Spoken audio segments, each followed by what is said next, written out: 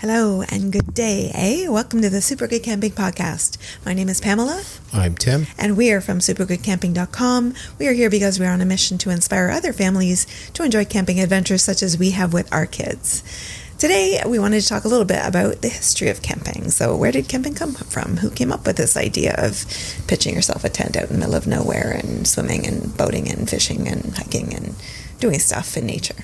What kind of lunatic decided that some kind of canvas or nylon or something over your head as opposed to the wooden one with the shingles and stuff was a better idea? Who thought that? Well, it's more portable than the wooden one with the shingles and stuff. Well, true. As indigenous cultures and early explorers and nomadic societies have been camping and living outdoors for survival and cultural reasons for millennia. So it's been around for a very long time. But in more recent history, the modern camping movement gained momentum in the late 19th and early 20th centuries, with certain individuals and groups advocating for being outdoors and just appreciating nature. We've got about 4 guys that are contenders for who is the father of camping or who is the inventor of camping. So the first guy, I'll pass over to Tim. Oh, sure. Make me do it. Okay, so first contender is Thomas Hiram Holding, born in 1844 and passed away in 1930. He's often credited with popularizing recreational camping and is sometimes referred to as the father of modern camping, although there's 3 other guys that are vying for the same. You do some genetic testing to see who's the father. same hat. I want that hat. He was an English entrepreneur and outdoor enthusiast who played a significant role in promoting camping as a recreational activity during the late 19th and early 20th centuries. He grew up in a working class family and developed a strong love for the outdoors from a very, very young age. His introduction to camping was sparked during a bicycle tour in Ireland in the 1870s. He totally loved doing that and went, wow, I need to do more of this. I need to get other people to do this too. Exactly. Josie Dinsmore, see, that's where your whole biking camping thing started, just saying. His promotion of camping was a proactive advocate for camping and sought to encourage others to embrace outdoor living. He believed that camping provided an opportunity to escape the stresses of urban life and reconnect with nature. I think that's a pretty valid one. I think we can both say, yeah, absolutely. With nature, yep. Please. His most notable contribution was the publication of his book, The Camper's Handbook, Manual of Instruction for Trampers and Campers. How do you not laugh at trampers? Come on. He published it in 1908, and it provided practical advice for camping equipment, how to cook at the campfire, shelter, outdoor ethics, which is a fabulous thing that a lot of people don't seem to be paying attention to these days. It became a popular guide for novice campers and outdoor enthusiasts, and apparently it still holds to this day, just saying. He organized camping expeditions and trips to promote the activity.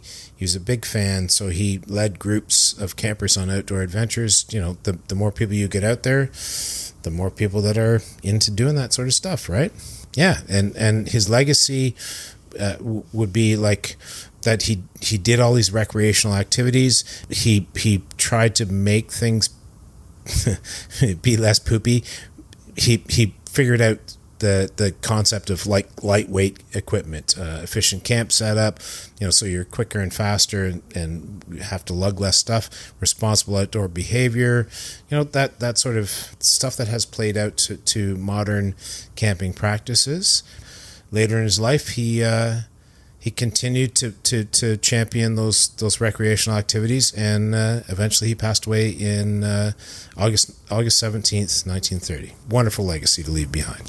So our next guy who's vying for the title of the father of camping is Horace Kephart. He was an American author, librarian, and outdoors enthusiast. He is best known for his book, Camping and Woodcraft. He was born in Pennsylvania in 1862. and later worked as a librarian in Missouri. He moved to the Great Smoky Mountain areas, which is in 1904. He experienced a very personal and professional crisis that prompted him to move to that area of western North Carolina. And his most significant contribution to outdoor literature was his book, Camping and Woodcraft, a handbook for vacation campers and for travelers in the wilderness, which was published in 1906.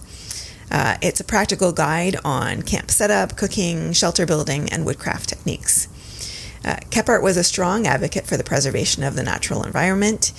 Just as we are, he documented the culture, history, and traditions of the region and played a role in promoting the establishment of Great Smoky Mountains National Park, which we'll talk about in a future episode. And he passed away in 1931 in Bryson City, North Carolina, and he was recognized after his death for his contributions to literature, outdoor education, and conservation. All right, so our next applicant to be the grandfather of camping is Ernest Thompson Seton. Born in 1860, passed away in 1946. A bit of a theme here. These guys were all born sort of close to the same time, and they all passed away sort of close to the same time. Interesting. I would say camping started up in that realm of the world. He was a British-born Canadian-American author. He was born on August 14th, 1860 in South Shields, England. His family immigrated to Canada in 1866. And he grew up in a rural environment, so out in the boonies, fostering his love for nature and wildlife. He developed a talent for art and became a skilled illustrator. Moving forward, he became known for his detailed and accurate descriptions of animals, which were featured in his many books and publications. In the late 19th century, he was inspired by Native American culture and wilderness skills. He co-founded the Woodcraft Indians, an organization aimed at teaching outdoor skills, nature appreciation, and ethical values to young people. This group laid the groundwork for his involvement with the Boy Scouts, which we're both very happy to. Our kids have gone through that stuff, and Pamela continues to be a scouter. It's an amazing thing. Just saying. I like to go and build cub cars and stuff. Boy Scouts of America. So he played a role in the early development of such. He met with BSA, Boy Scouts of America, founder Robert Baden-Powell, and incorporated elements of the woodcraft into the scouting movement. He wrote the first official handbook for the BSA titled The Birch Bark Roll, which introduced young scouters to outdoor skills and woodcraft. He was a prolific writer. One of his most famous works is Wild Animals I Have Known, which was in 1898, a collection of animal stories that became a classic of animal literature. He also authored books on tracking, camping, and wilderness survival. Back to the Scouts, he helped shape the ethos of scouting and emphasized the value of connecting with nature, learning practical skills, and developing strong moral character. And last but not least, my favorite, Robert Baden-Powell. He was a British Army officer, writer, and founder of the worldwide scouting movement, along with some influence from Ernest Thomas Seton. He aimed to promote character development, outdoor skills, and community service amongst young people. He was born in 1857 in England, came from a military family, and developed an interest in outdoor activities and scouting skills from a young age. He joined the British Army and served in various postings, including in India and Africa. His leadership and innovative tactics during the prolonged siege of the town of Mafeking, South Africa in the Second Boer War made him a national hero in Britain. Inspired by his experiences in the military and the skills he learned from Indigenous peoples during his travels, Baden-Powell published a handbook titled Aids to Scouting in 1899. The manual emphasized outdoor skills tracking and woodcraft. It was used by youth groups and teachers, and he organized a camp on Brownsea Island in 1907 to test his ideas about training boys in self-discipline and teamwork. The camp is often considered the beginning of the Boy Scout movement. The success of the camp led him to publish a book called Scouting for Boys in 1908, which emphasized outdoor skills, citizenship, and character development. Baden-Powell's legacy lives on through his continued success and growth of the scouting movement worldwide, of which, as Tim said, I'm a scouter and our kids have been involved in scouting. His ideas and principles have inspired generations of young people to become responsible, capable, and engaged citizens who contribute positively to their communities and the world. So while we can't say that camping came from any one individual, there seems like there were many influences, including indigenous cultures and nomadic tribes, and also 4 different guys who could potentially have their claim to fame be that they were the father of camping as we know it.